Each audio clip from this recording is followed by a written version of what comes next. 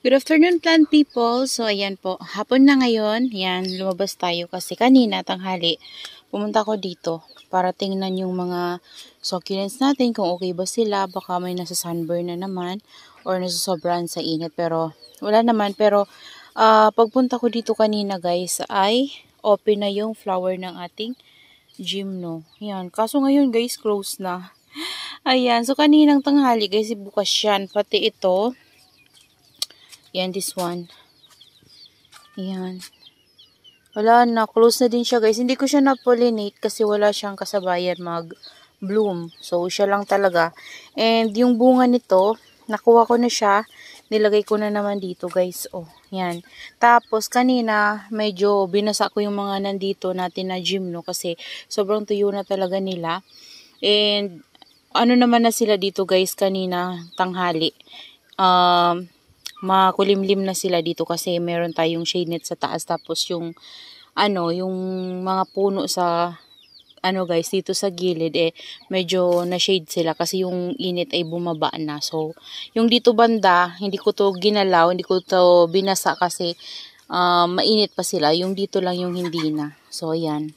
Kanina guys ay nag-aayos ako kaya yung mga succulents natin ay nandito. Ayan, nagripat na rin ako. Yan, niripat ko. Tapos, ayan yung iba nilagay ko dito. Tapos dito, kung makikita nyo, kalbo. Ayan, kasi nandun sila guys. Oh. Ayan, dyan ko nilagay yung mga carunculate natin na succulents. Ayan. And ang ginawa ko guys, naglagay ako ng kumot. Kasi baka ma-sunburn sila. Wala na kasi yung plastic dyan. So, diba, sabi ko magre-rearrange ako. Pero, hindi ko na ituloy kanina. So, yan lang yung nagawa ko kasi sobrang init na. Yan, sobrang init na kanina. So, ginawa ko, naglagay na lang ako ng kumot sa ibabaw nila. Ayan o. Para hindi sila guys ma-sunburn. Kasi, diba galing sila dito. Kapag dito naman kasi guys sa loob ng ating greenhouse, meron tayong plastic na UV plastic sa taas. So, yun, nagbibigay sa kanila ng, filter para sa direct sunlight na marireceive nila. So, dun banda talaga guys, ang marireceive nila dun direct sun talaga, as in, walang makakaharang sa init bago makarating sa kanila. Kaya, naglagay na lang ako ng shade cloth para, hindi sila ma-sunburn kasi first time nilang mainitan ng direct, as in yung direct na init talaga guys, na wala silang filtered. So, ayan, dito magre-rearrange ako later guys, yan, kasi may gagawin pa ako. So, later na lang. And medyo mainit pa naman. Pero dito guys, tama na. Yung, na lang, parang ganyan na lang yung dyan init to. Kasi may kahoy nga sa likod. Pero mamaya kasi magpapakain muna ako ng hayop. After nun guys, na tayo. Mag-rearrange na tayo. And this one pala guys, so namumulaklak ko. Ayan, ito dehydrated na tong ko na to. Kasi, hindi ko siya nadidilig. Sobrang tuyo na. Ayan, may flower siya. Ayan, kahit dehydrated, nag-flower. Ayan, didiligin ko yan guys mamaya. Para, makainom siya ng water. Ayan. So, ito naman, daming pa-dry na leaves kasi natutuyuan talaga siya guys. Ayan, nagalaw to. Wala, hindi to nagro-roots. Yan lang natin yan guys. Ito meron na tong roots Yan, hindi na to magalaw kasi may roots na yan siya. Yan yung baby niya. Hindi pala nagro-roots. Ayan dami niyang dry leaves. So, kailangan na din ito ng dilig. And dito guys, nag-flower na din yung ating ayan. So, bumukadkad na siya. Ang ganda niya guys. So, kung mapupuno lang pala ito guys ng flower niya, ang ganda no. Kaso lang yung dito banda, wala dito laman Ayan, wala siyang flower dyan banda. Hanggang dito lang. Ayan, paikot. Ayan, hanggang doon. Ayan. So, nandun yung papa at kapatid ko guys. Nangunguha sila ng munggo. Yan, kasi na yung munggo at mga tigas na. Ayan. So, ayan yung itsura nila dito guys. So, papakita ko na lang to sa inyo guys after natin silang ma-rearrange. Ayan, kasi nilagay ko siya dyan kasi nasa sunburn. So, dito ko muna sila sa shaded para hindi na sila guys matuluyan. Kasi kapag pinabayaan natin yan sa initan talaga naman guys, baka mamatay na naman yan sa atin. Tapos ito, tingnan nyo, dinadamo na. Kasi ito bihira ko sila guys matingnan. Ayan, kasi nga, di ba malayo oh. Pero, ini-spray ko to sila guys. Ayan, so, basta yung dyan banda kasi yung dinilig ko dyan ay yung ating mga astro. Pero itong mga pots na to guys ng succulents hindi. Ayan, tingnan nyo. Wala na yung ano nito guys. Ano to si Bloody Jelly Jam. Yan siya. Wala na. Wala na siyang wala na siyang bloody. So, ito din. Si Bloody Jelly Jam din siya guys. Wala na din kasi shaded siya guys dito banda. Pero ito, ayan, hindi kasi natin guys makuha-kuha. Ayan, teka lang. Tingnan natin para makita nyo. Kasi ito, hindi ko talaga to sa inyo napapakita. Ito, ano ko lang to, propagation from Binimosome ba? Si Binimosome ba yung kinuhanan ko niyan? Hindi ko na maalala kung sino. Or si Red Tips na Agaboides. Ayan. Ito guys, so, ito, nagkakaroon siya ng pink na dot. Si pink spot to guys, nung dumating to sa atin, hindi siya ganyan. Ayan. So, bali yung pink-pink niya ay dito lang banda. Pero yung pink niya dito ay nawala na rin. And nagkaroon siya ng pink sa new leaves niya guys. Ayan no. Si pink spot. So ibig sabihin nagugustuhan niya yung area niya dito. So tuyo na din siya guys. So siguro mamaya mag-spray ako para makainom sila ng water. Ayan, ito din guys. So ito niripat ko talaga to dito sa ceramic. Mabigat siya kasi yung soil mix nito na dati, di ba pinadala to sa atin na potted. So, ginamit ko yun. Hindi ko na siya tinanggal dun, guys. Yan, kasi di ba nahirapan akong buhayin to. So, kaya nag-request ako kay Ma'am Janeline na ipadala niya sa akin ng potted. So, ang ginawa ko, tinanggal ko siya dun sa pot ng buo. Tapos, tinanim ko siya dito and nag-add na lang ako, guys, ng rice hull. So, ayan na siya, puno na, guys. Kapal na. So, may nakuha ako ditong propagation. Ito siya guys. Dehydrated. Ayan. So, meron pang dalawa. Yung isa namatay. Tapos yung isa okay naman siya guys. Buhay naman siya. Ayan. So, yung isa natin nandun. Yung isa kong pot nito guys. So, bali tatlo kasi to. Nandito siya. Kinuha ko guys ng mga cuttings yan. Yan siya. Mga cuttings na lang yan. Tapos yung pinaka-mother niyan guys ay nandito.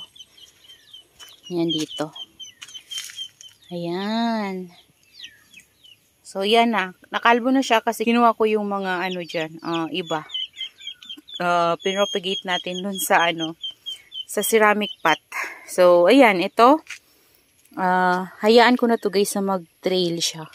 So, bigyan ko kayo ng konting care tips dito guys. So, hindi pa ako masyadong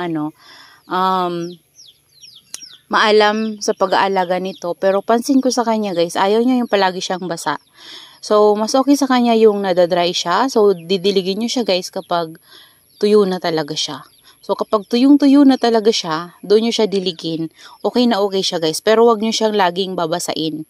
Yan. So, kasi kapag napansin ko, yung isang pot na kasi yun guys, kaya kinuhanan ko talaga siya ng cuttings kasi ang napansin ko doon nakaraan. Yun kasi palagi ko siyang na-spray. Tapos, nangyari sa kanya, namamatay yung mga stem niya. Bali yung ganyan niya guys, nagaano siya, nagmamashi, yan, nabubulok. So, kaya tinigilan ko, pinatuyo ko siya guys. Tapos, yung iba, akala ko nga mamamatay siya. So, ginawa ko, kinatings ko, kaya pinupagate ko siya dito. Ayan, so buti na lang guys, na-save pa siya. Tapos, yung natira guys, ay niripat ko doon. Yan, sa pot na yun. So, okay naman siya ngayon. Hindi siya napano. Kasi bihira ko yan silang madilig. So, ayan, tuyong-tuyo sila. Kahit ito guys, so tuyong-tuyo to. So, mas gusto nila pala yung tuyo. Lalo na maliliit kasi guys yung stem nila. So, mas mabilis talaga silang ma-rot kapag maliit yung stem. Ayan. So, ayan siya. Abante ko lang. Kasi, yung isa natin na ano, walang paglagyan. Yan, ito. Yung marble natin. So, ayan. So, didiligin ko sila, guys. Later na, guys, kasi ngayon, ano, magpapakain muna ako ng, ano namin, baboy, tsaka pato, tsaka manok. Ang dami kong papakainin. Ayan na, guys, yung itsura nung nalaglag, guys, ng pusa, oh. Ayan. So, ito, okay naman siya. Kaso lang, nagbago na yung, ano niya, guys, oh. Ayan. So, ito, itatry ko siyang i-propagate sa leaves. Ganito.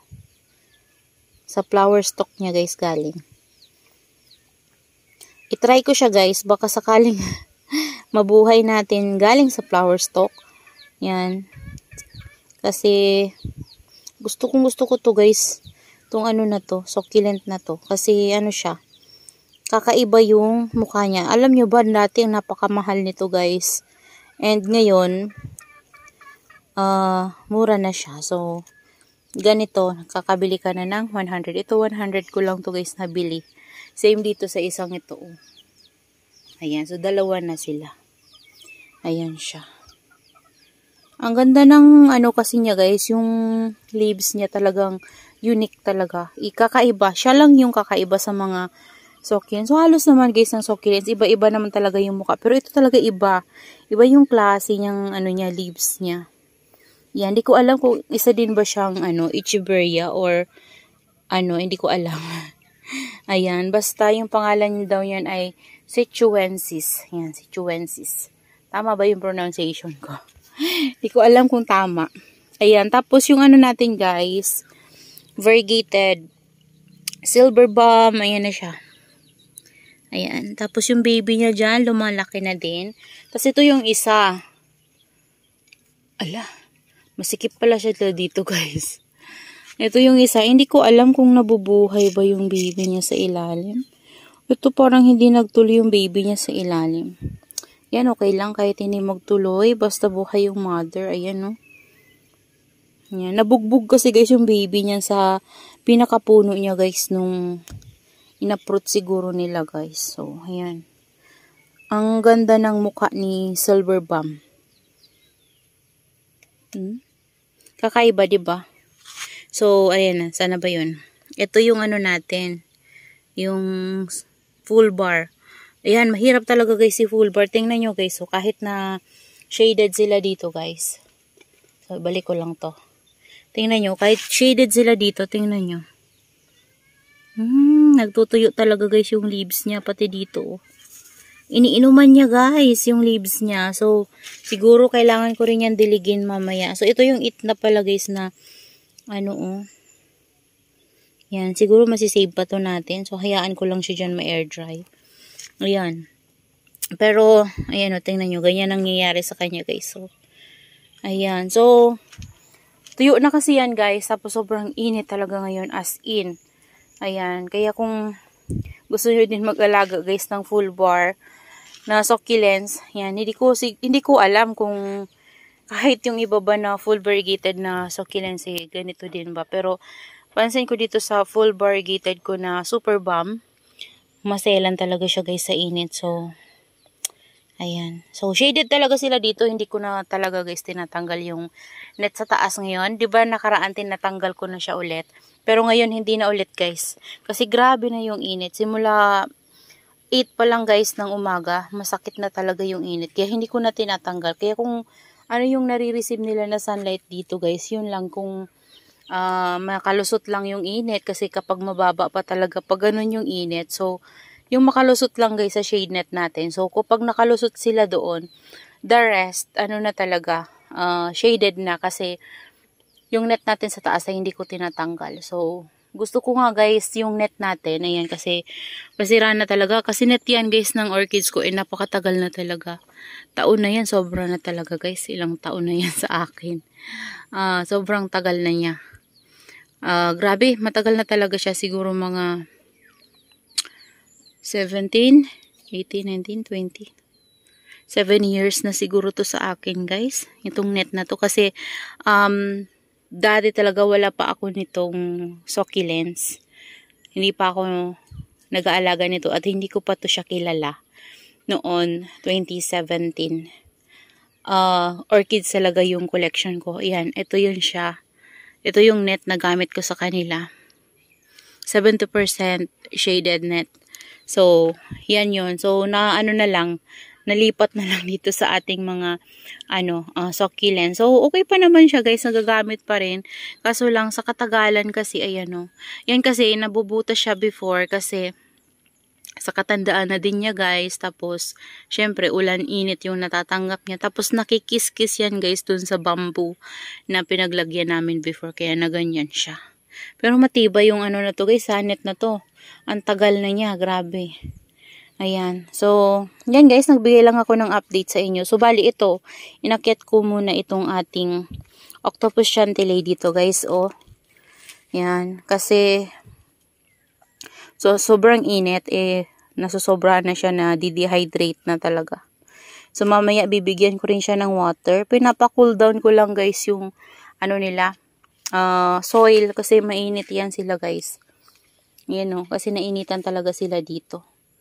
Yan, so ngayon, magulo pa kasi hindi ko pa sila naaayos. So gusto ko silang ayusin kasi nagsasawa na rin ako guys sa ayos ko.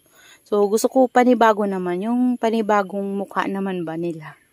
Kasi nakakasawa yung yung palaging ganun yung nakikita mo. So gusto ko iba naman. So yun na lang muna guys. Yan. So, mamaya magre-rearrange ako. Ipapakita ko na lang sa inyo soon kapag tapos na ako. So, that's all for today and see you on my next vlog. Happy gardening everyone. Bye-bye!